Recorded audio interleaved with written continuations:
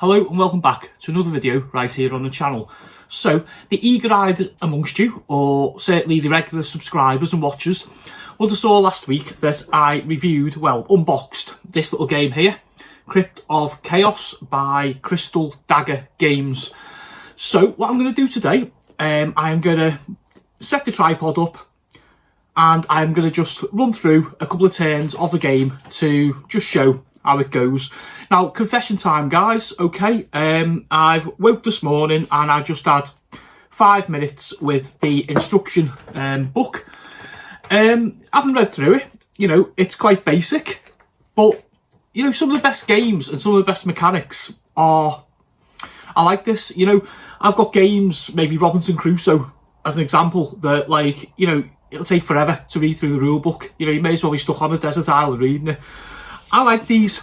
Tiny box, I can stick it in my bag, I can take it on holiday, can go melodies, I can do whatever I want to do with it, take it to a gaming club, gaming night, whatever, have a friend round, you know, just get out, have a quick game. You don't need an overcomplicated rule book, guys, okay? So what I'm going to do is I'm going to read you the little story so far, just to give you an idea of what the world's about, and then we'll go down to the table. I shall explain the game. Like I say, only read the book through once, so we're both as blind as each other. That'll be the sign of a really good game, or, you know, one that's going to be not so good. Alright, I'm sure it's going to be great though. Okay, so the story so far. As you step through the ragged opening in the crypt wall and enter its gloomy interior, you are startled to see the stones tumbling back into place behind you, magically fitting together to seal a hole you entered through. There is no turning back now.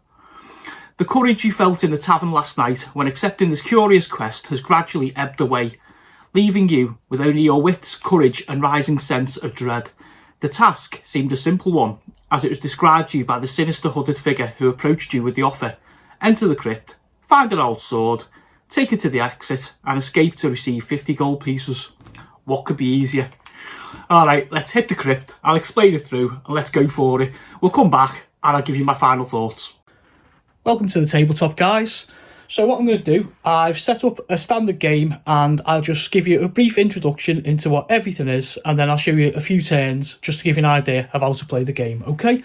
So, this is our start tile here. It's going to be the first entrance into the crypt, okay? We've got our little green meeple. Put him on there. I say him because of all the characters to play with, I have decided to start out with Wolfhowl the Barbarian, okay?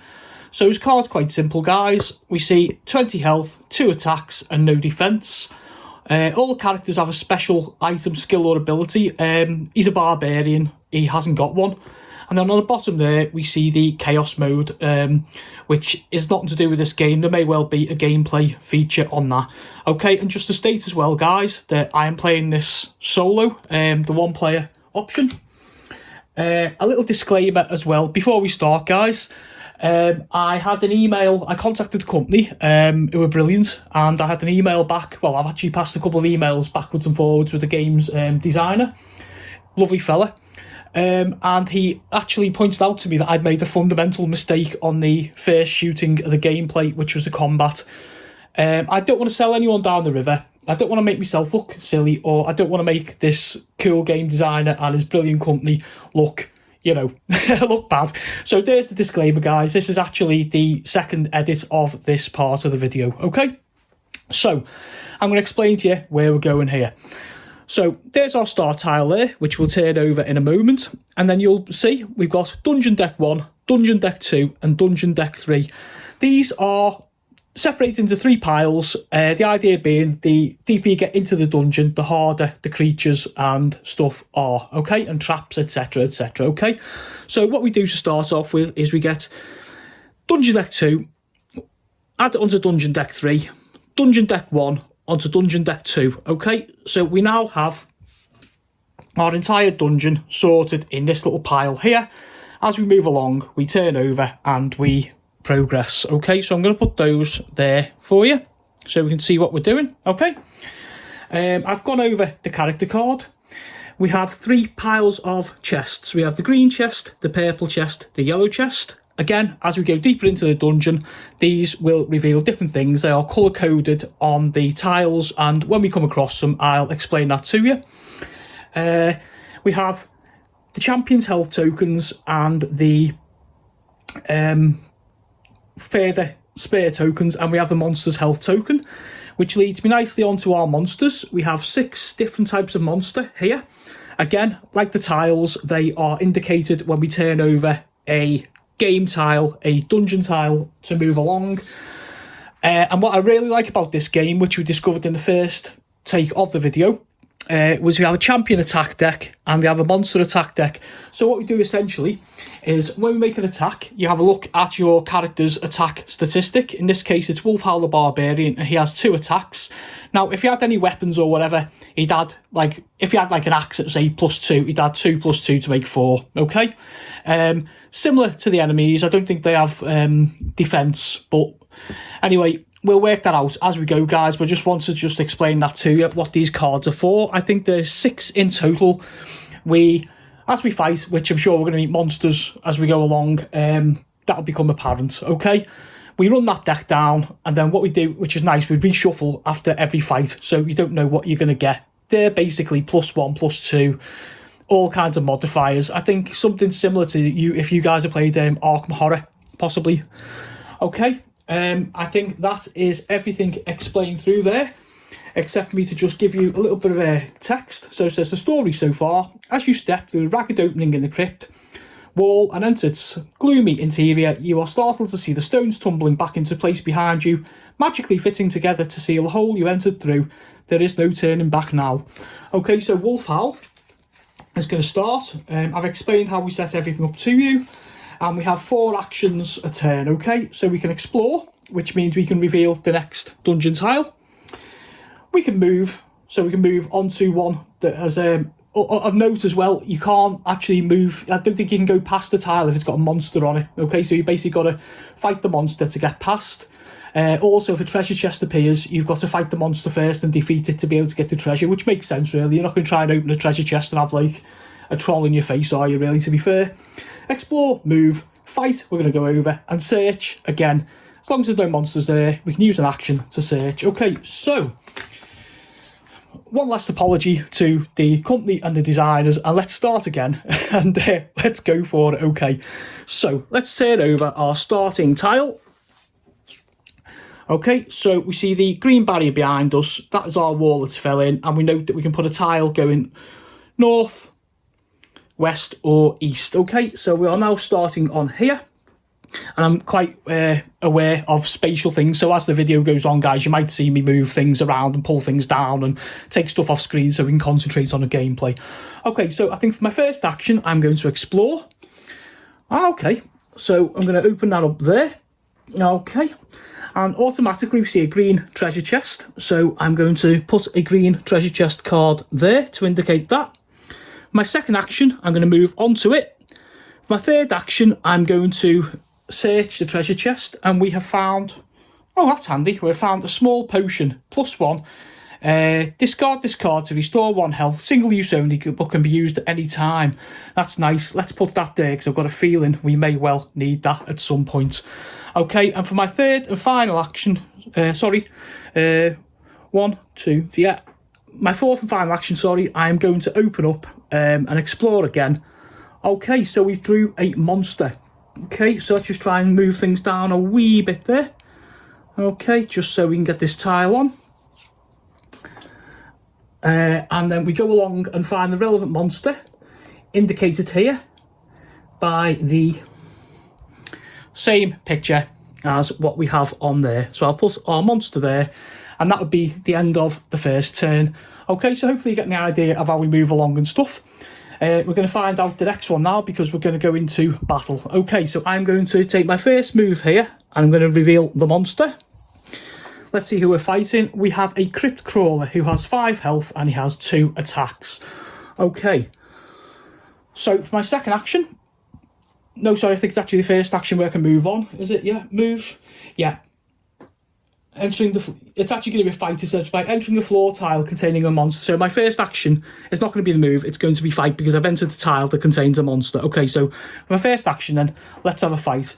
So straight off, we have a look and see that the Crypt Crawler has health of 5. So let's give him one of our little monster tokens here to indicate the fact he's got 5 health. Okay. I love the idea of this. It really is good, you know. Okay, so we are attacking this guy first. So we have 2 attacks on Wolfhowl. And I'm going to have a look at the top deck of my champion attack card. Oh, that's nice. So +2. So our attacks are going to be 4. So we attack him for 4. Okay, so he has 5 health. So he now has 1 health left. But, however, he is going to attack us. He attacks for 2. We have no defence. So we are going to take 2 wounds back. So I'm just going to sift through here. Okay, so we're now on 18 health. The monster is on 2. We're going to attack again. In fact, hang on, no, sorry, I forgot to add that. +1, the monster attack for 2, sorry. Plus his 1 is 3. Bad habits already. Okay. So I take another health. I'm actually down to 17. So just to clarify that again, guys, I attacked and took 4 health. The monster attacked and took 3. We move on to the next round. So my second action, I'm going to fight again. I'm going to hit him for my 2. I'm going to draw the attack deck, which is +2. So I actually hit him for 4. And that is him dead. Now, apparently, we just put the token on there with the skull, that side, to indicate the fact that he has died.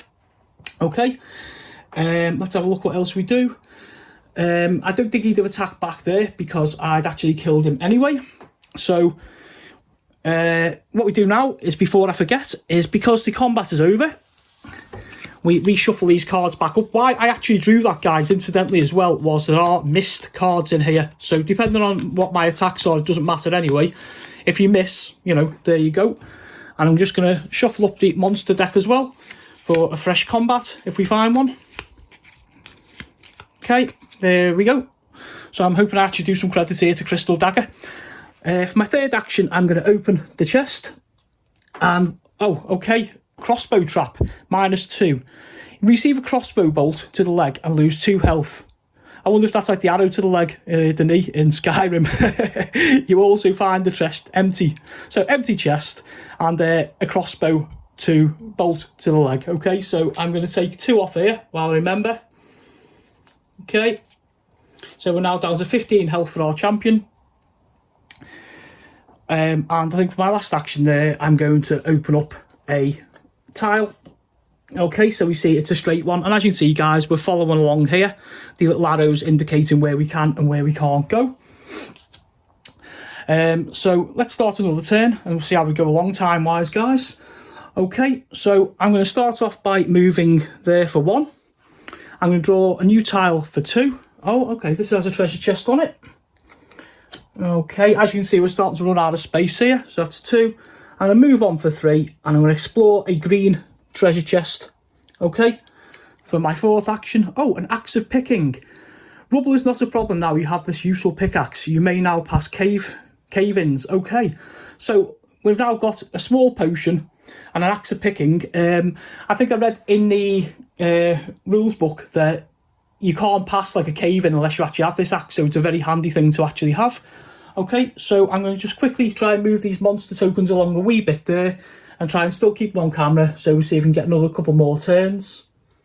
Okay. There we go. So, where were we? Okay, 3rd, 4th. Okay, so what I'm going to do, I've actually forgotten where I was going there, guys, with my 4 actions. So any actions I got for the rest of that turn, I'm going to basically just skip, okay, because I don't want to throw us out of sequence. Another set of 4 I'm going to go for now. So I'm going to explore. Okay, we find a monster and I'm going to put him here. Okay, and straight away we need to find his matching symbol, which is this one here, and put that there. And we have a treasure chest as well, which I shall put on there. I think there's a note in the book to actually put the monster card on top of the treasure chest to just indicate, obviously, that you can't get the chest unless you fight. Okay, so I'm going to move in and I'll fight this monster. So, okay, we are at this point, we'll reveal our monster, and we have a Goblin Guard, health 8, attack 3. So this guy's a little bit stronger than our last guy. So what I'm going to do is I'm going to put him there. I'm going to get his monster health at 8. Okay. So we know how strong he is. There. We've got ours here at 15. And we'll do the combat. Okay, so let's start off then. So I have an attack of 2. And I get a +1. So I hit the monster for 3 damage. Okay, so I'll take those 3 little ones off there. Okay. Now, he has an attack of 3. I have a defense of 0. So he is going to take 3 points off me, along with whatever else he takes. 2, oh my word. So he's going to take 5 points of damage off me. So I'm now down to 10. And we're going to go again. Okay. So he has 5 health. So I'm going to hit him for 2. I'm going to use my attack deck for 2. Splendid. So I'm going to hit him for 4, which leaves him at 1 point left of health. Unfortunately, he's going to hit me for 3 and... Oh, he's missed. Okay, now there's the missed card. So this comes up, that completely eradicates the attack, which is fantastic. Okay, so I've got away with that one. I'm going to hit him for 2. Plus my thing, which is 2. So I hit him for 4. So that's basically going to wipe him out. Okay, so he is now dead. And again, we put his card with the skull on top of there to indicate we fought him. Just keep into nice habits, guys, of getting your cards and obviously shuffling them back up for our next combats. So we don't know what we are getting at all. Okay, same with the monster. Shuffle them up there.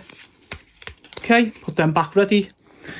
And for my last action, I'm going to open the green chest, which is going to give us an Amulet of Awareness. The crystal warns of crossbows and gas. All traps now inflict only -1 health. Now that would have been nicer before. Okay, so I've got that to add there.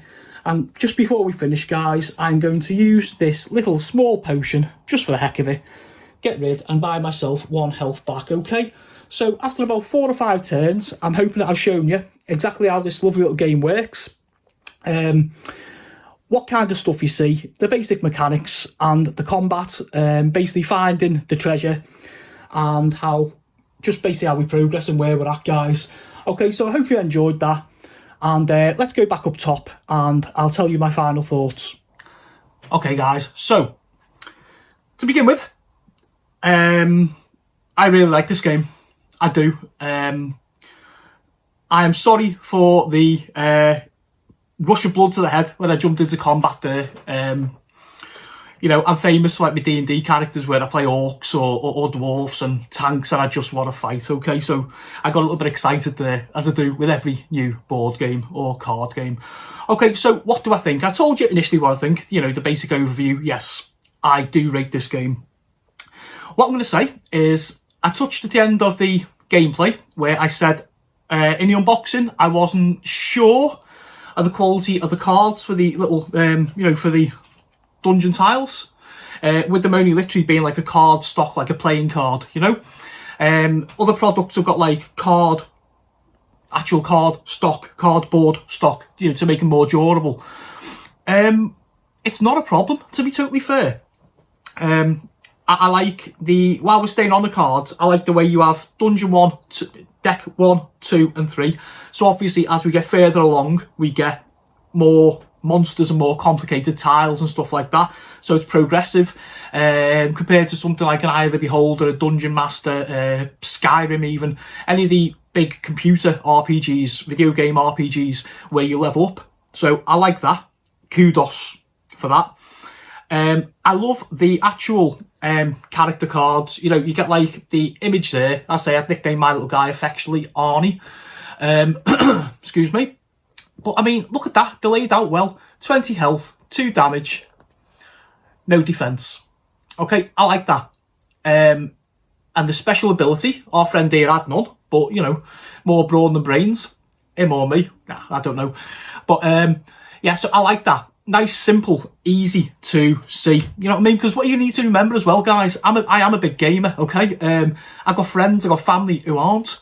So sometimes you just want to pull something out, have a quick look, you know, and get stuck in. And that, to me, kudos again. Our little meeples, you know, I like that. I've seen games that just have a token to represent the character. I like it. Simple and effective. I like the treasure chests where they're indicated on the actual cards themselves, the tiles. And again, rush of blood to the head. I didn't notice that, but I did rectify it. It's nice to be able to open a tile up and see clearly on the edge there, using this one as an example, he says, as he's doing. I'm still at the gaming table, everything's still all over the place here. Indicated there, see? So again, nice and clear. I like when you move on to a tile like our last one there, where you have the monster and the treasure chest. You know, you do get kind of excited. You're thinking, oh, there's a treasure chest here, but I've got to beat that first and see what's in it. And you beat a monster, you know, and stuff like that, which is fantastic. Our Fire Wraith, who was, I thought, quite a strong one to meet. I didn't want to die on camera, so I did a tactical retreat there. But no, I like that. I like the fact you can fight a monster. And I'm getting onto the mechanics in a minute. You can fight a monster and then, you know, you get your reward, but you're not guaranteed this great big axe or sword or helmet or armour or spells or whatever else is in those lovely little treasure chest boxes. You could get, like I did there, I pulled 2 traps. Sorry, tell a lie, 3 traps. 2 traps, gas trap, crossbow trap, and I managed to pull a health potion. So you never ever know, so that's nice. You got that risk reward. Do I fight this to weigh up the fact of like the damage it's going to take compared to what you're going to get, you know, risk, reward. I like that. The combat. I love these. I love these 2 pieces. I do, honestly. I say, going back to the start of the gameplay there, I had a lot to explain and I got that one wrong, but I rectified it on the, you know, I redone the combat kind of thing. So I really like that because you're looking at your barbarian there, he's got 2 attack, okay? But then you pull something like, you know, a +2. Now you're doing 4 attacks. If you have weapons, say if you had that, I don't know what weapons are in that because I say it was the first ever gameplay, but if you have that, you know, you might have an axe for say +2. So then you've got your base of 2, you've got your bonus of 2, and you've got your axe of 2 as an example. So that's say 6 damage, you know. I like the fact that you can pull away from the monster, a tactical retreat, without getting hit. You know, it doesn't. I may have got that wrong, but I don't think there's a penalty for pulling away. However, when I go back, that monster is back to his full strength. So obviously, it's a case of knowing what's there, running away, getting a bigger weapon, getting some spells, getting some armor, and going back and, you know, do what you do best. So yeah, for me, the cards work fantastic. It saves. Dice are horrible. Okay, we've all been there. We all played war games, or we played, you know, we played game Monopoly. You played any game you played that's got dice in it. Okay. And you roll them, and unless you've got some way of mitigating them, your best laid plans. A game I compare this to is Bag of Dungeon by Gunpowder Studios, who, you know, I'm not going to lie, I'm affiliated with. So, you know, where you roll a dice, so your best laid plans, you're moving along, and you think, okay, well, you do that, and I'll do this, and if I do that, and you made your plans together co-op, you know. Brought your warrior up, brought your healer up, you got your magic user, all of a sudden you roll them dice, and you're rolling ones and the plan's over. This I like because you've got your base attack, anything you might have with you, and you can always pull a +2. I mean, all right, we pulled a mist, but do you know what? Look at the draw, really, isn't it? I'm trying to think what else I need to say. Tiles, components, chests I like. I like these as well, the health tokens.